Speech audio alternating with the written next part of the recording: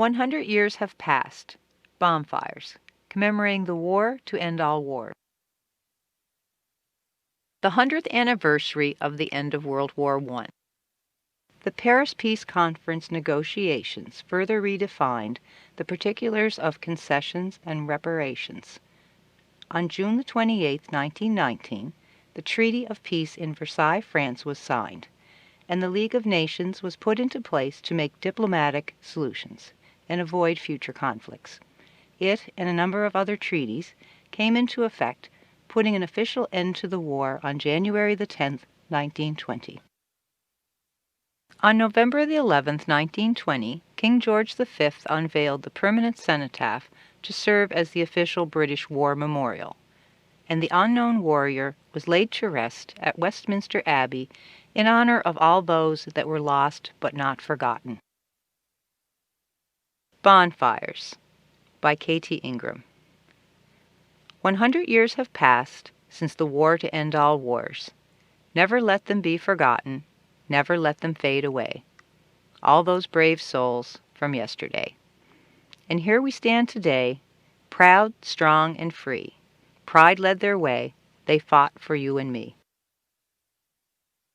Beneath this stone rests the body of a British warrior, unknown by name or rank, brought from France to lie among the most illustrious of the land, and buried here on Armistice Day, the 11th of November, 1920, in the presence of His Majesty, King George V, his ministers of state, the chiefs of his forces, and a vast concord of the nation.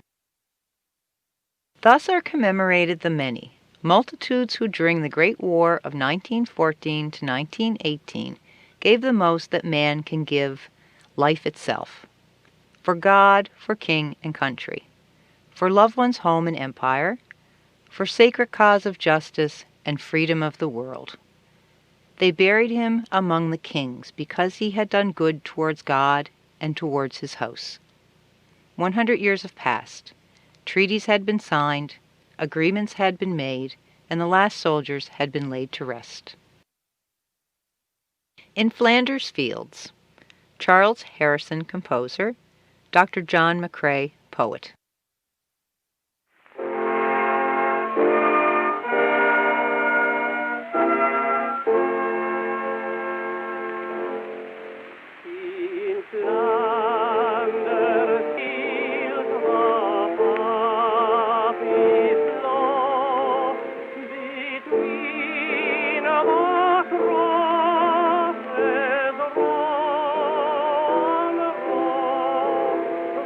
But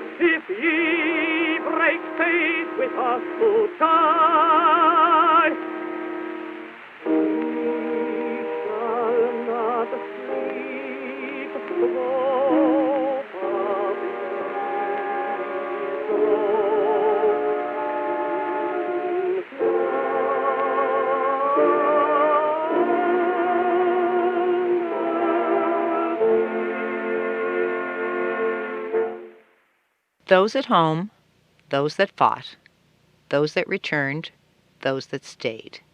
Those we commemorate. Armistice Day. A journal writing from 1920 by Mrs. Alex Esther Jackson. The month of November means more to Canadians of today than any other season of the year. For with the closing month of autumn in 1918 came the end of the bitterest struggle which the Dominion had ever known. We were told as the weary months passed that it was a war to end war. A country which is new in many aspects and yet rooted in principles of British equity. In the midst of plans for the future, let us not forget the vast debt we owe those who gave their lives to preserve the world's liberty.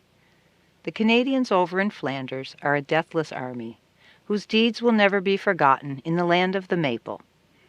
Armistice Day comes with its throtting memories, and we learned in the foreshadowed years what Canada means in hope, strength, and freedom.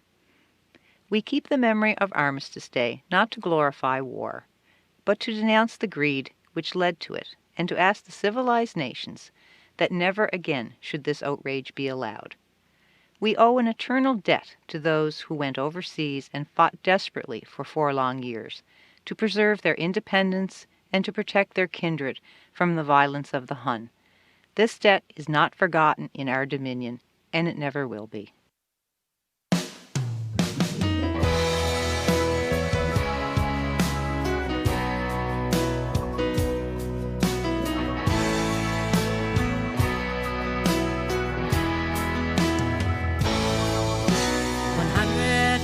Have passed since the war to end all wars, and all the sons and fathers left those foreign shores.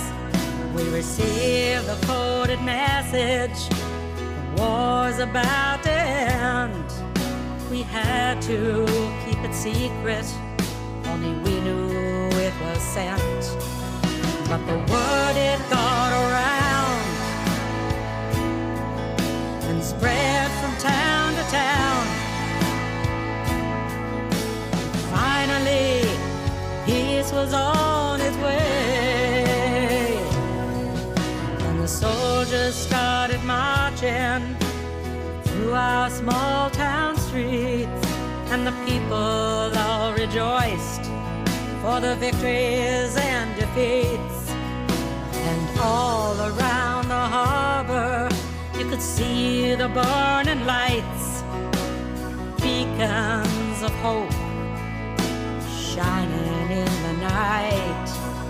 Never let them be forgotten, never let them fade away.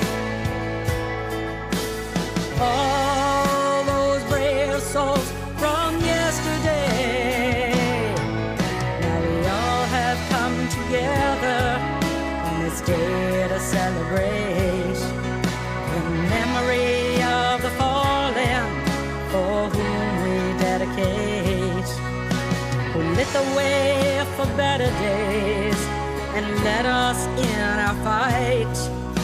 And so we light the bonfires this victory night. And here we stand today, proud, strong, and free. Pride led the way, they fought for you and me.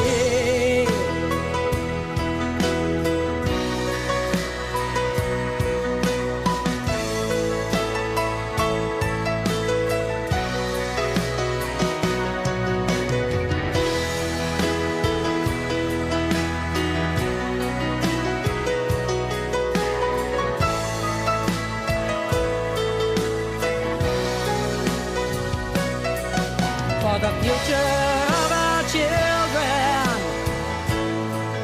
our hope will light the way, keeping the darkness at bay. Now we all have come together on this day to celebrate, in memory of the fallen for whom we the